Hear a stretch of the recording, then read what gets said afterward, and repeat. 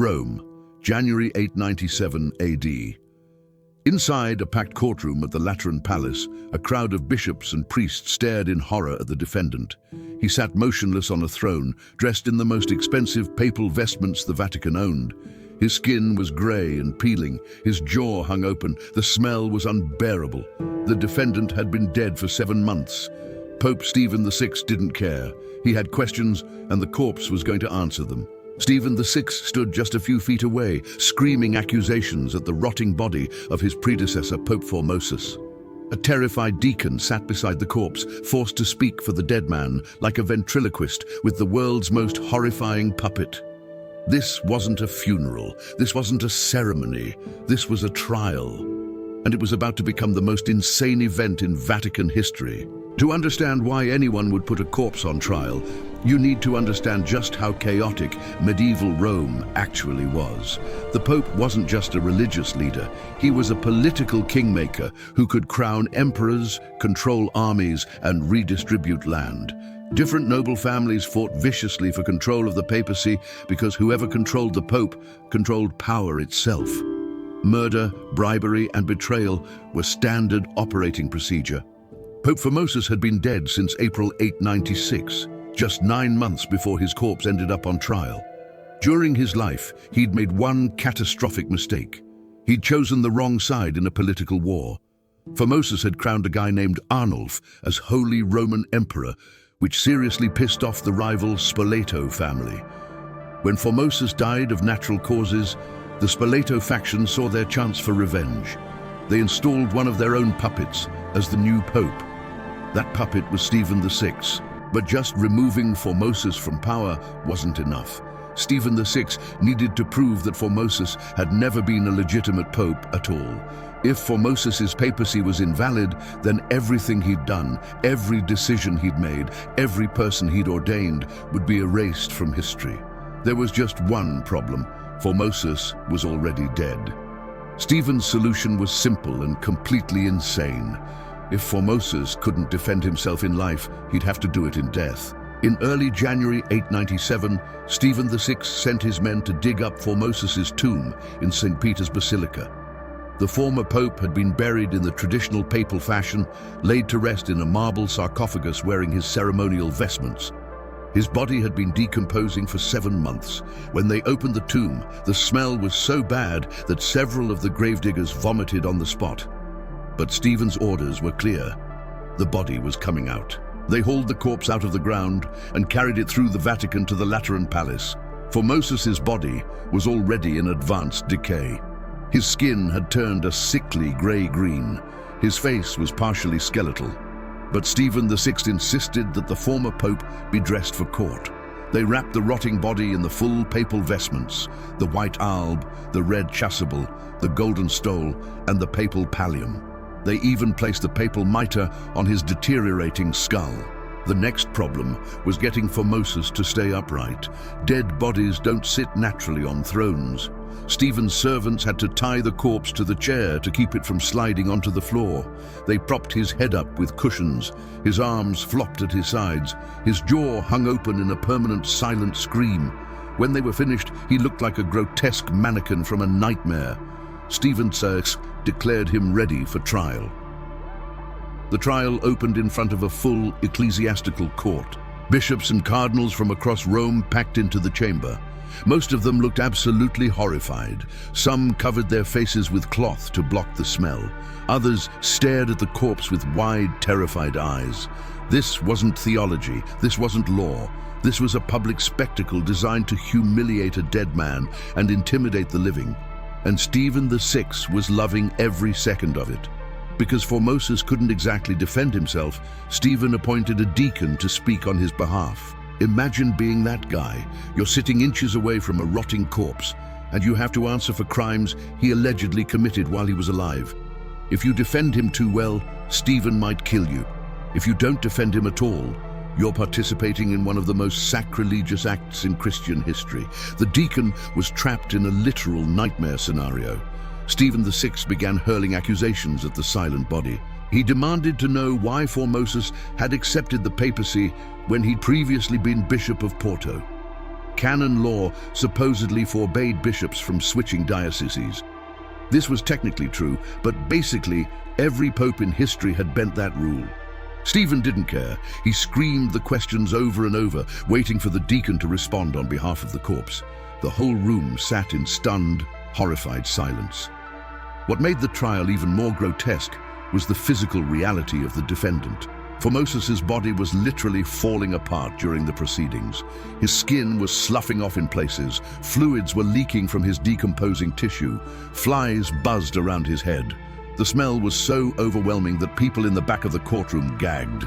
But Stephen refused to stop. He kept interrogating the corpse like it might suddenly come back to life and confess. The deacon tried his best to answer the charges, but there was no winning strategy.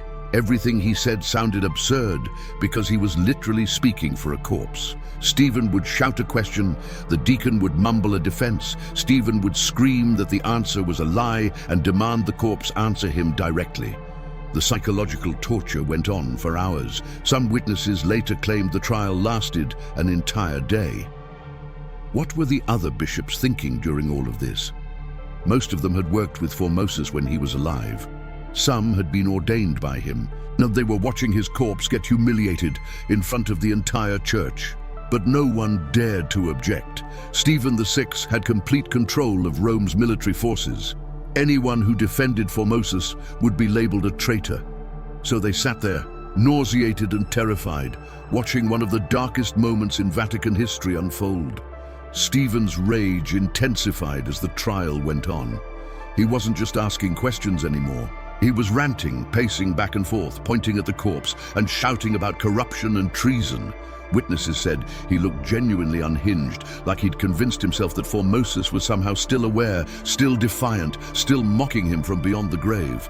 The whole thing had stopped being a legal proceeding and turned into a one-man psychotic break performed in front of an audience. And if you've made it this far into this absolutely insane story, hit that like button. Even the corpse would approve. Eventually, Stephen declared that he'd heard enough. The verdict was predetermined from the moment they dug up the grave. Formosus was found guilty of perjury, of violating canon law, and of obtaining the papacy through deception. The deacon was dismissed. The court officers stepped forward, and that's when things somehow got even worse. The first punishment was symbolic humiliation. Stephen ordered his men to strip Formosus of his papal vestments. They ripped off the expensive robes, the golden stole, the pallium, everything that marked him as pope. They left the body sitting on the throne in just a simple burial shroud, exposed and degraded. Stephen wanted everyone to see that Formosus was no longer entitled to the honors of the papacy. He was nothing. He was a criminal. But Stephen wasn't done. The second punishment was physical mutilation. He ordered his executioner to cut off the 3 fingers on Formosus's right hand, the fingers a pope uses to give blessings and perform sacraments. The executioner sawed through the decomposing flesh and brittle bone while the courtroom watched. Those 3 fingers represented Formosus's entire authority as pope. Removing them was a way of saying that every blessing he'd ever given was now void. Then came the final humiliation. Stephen VI ordered the body to be dragged out of the courtroom. Not carried, dragged. His guards grabbed Formosus by the arms and pulled the corpse across the floor, through the palace, and out into the streets of Rome. The body left a trail of decomposing tissue behind it. By the time they reached the street, a crowd had gathered. Word had spread about the insane trial, and people lined up to watch the aftermath. They paraded Formosus's mutilated body through the center of Rome like a criminal on the way to execution. Some people in the crowd jeered and threw garbage at the corpse. Others made the sign of the cross and whispered prayers, horrified by what they were witnessing. The spectacle was designed to send a message. This is what happens when you cross the Spoleto family. This is what happens when you make Stephen VI angry. Not even death will protect you. The procession ended at the Tiber River.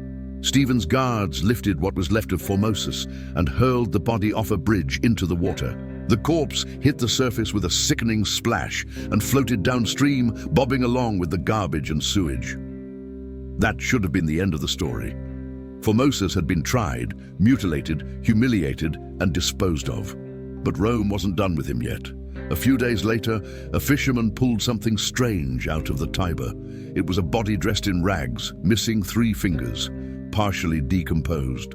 The fisherman recognized the papal ring still on one of the remaining fingers. Word spread quickly. Some monk secretly retrieved the corpse and buried it again in a hidden grave. According to legend, when they reburied Formosus, the body started performing miracles. People claimed that touching his remains could cure illnesses. The corpse Stephen tried to destroy had become a holy relic, but karma was coming for Stephen 6'6". Just a few months after the trial, Rome was hit by a massive earthquake. The Lateran Basilica, where the trial had taken place, partially collapsed. People immediately started saying it was divine punishment. God was angry about what Stephen had done. The public mood shifted violently. Suddenly, Stephen 6 wasn't a strong leader enforcing church law. He was a monster who had desecrated a holy body. Public opinion turned so fast that Stephen's political allies abandoned him. A rival faction seized power in Rome and arrested the Pope who had put a corpse on trial. They threw Stephen into a prison cell and left him there to think about what he'd done. He didn't have long to reflect. Within weeks, someone entered his cell in the middle of the night. They wrapped a rope around his neck and strangled him to death. Stephen VI died the same way so many medieval popes died, violently in the dark, betrayed by the same political system he tried to control. His corpse wasn't put on trial. No one bothered. He was just buried and forgotten. Meanwhile, Formosus's body was eventually moved back to St. Peter's Basilica and given a proper papal burial. The man who'd been condemned as a criminal was now remembered as a martyr. History had flipped the script. In the years after the Cadaver Synod, later popes officially reversed the verdict. They declared that the trial had been illegal, that Formosus had been a legitimate pope, and that all his acts were valid. The 3 severed fingers were never found, but the church didn't care.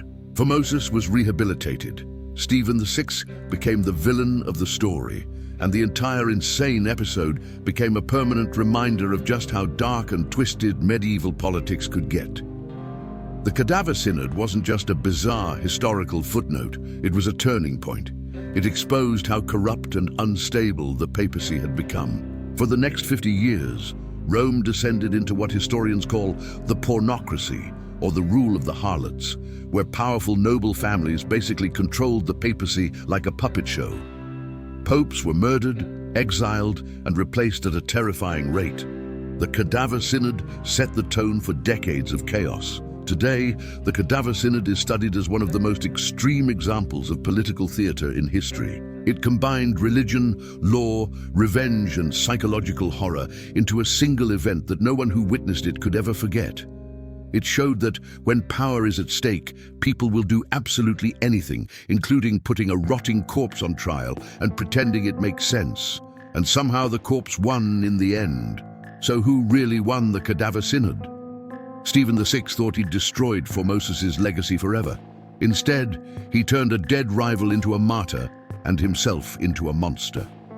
Formosus's body was dishonored, mutilated, and thrown in a river. But decades later, he was honored as a saint by some believers. Stephen VI died screaming in a prison cell, strangled by his enemies, and history remembered him as one of the most unhinged popes who ever lived. The trial itself became a legend that spread across medieval Europe. Writers, artists, and theologians talked about it for centuries. Some saw it as proof that the church had been corrupted beyond repair. Others saw it as a warning about what happens when revenge and politics poison religion. Either way, the image of a pope screaming questions at a silent corpse became one of the most unforgettable moments in Christian history. And that's the story of the Cadaver Synod. A dead body put on trial, a living pope driven by rage, a city terrified into silence, a political system so broken that desecrating a corpse seemed like a reasonable strategy. It's the kind of story that sounds too insane to be real, but every single detail is documented in church records. It actually happened, and it was somehow even darker than you imagined. If you think putting a dead body on trial is the craziest thing the justice system ever did, you're wrong. They also put animals in court, seriously.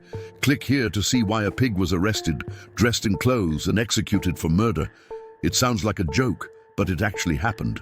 And don't forget to subscribe, because the past was way more bizarre than you've been told.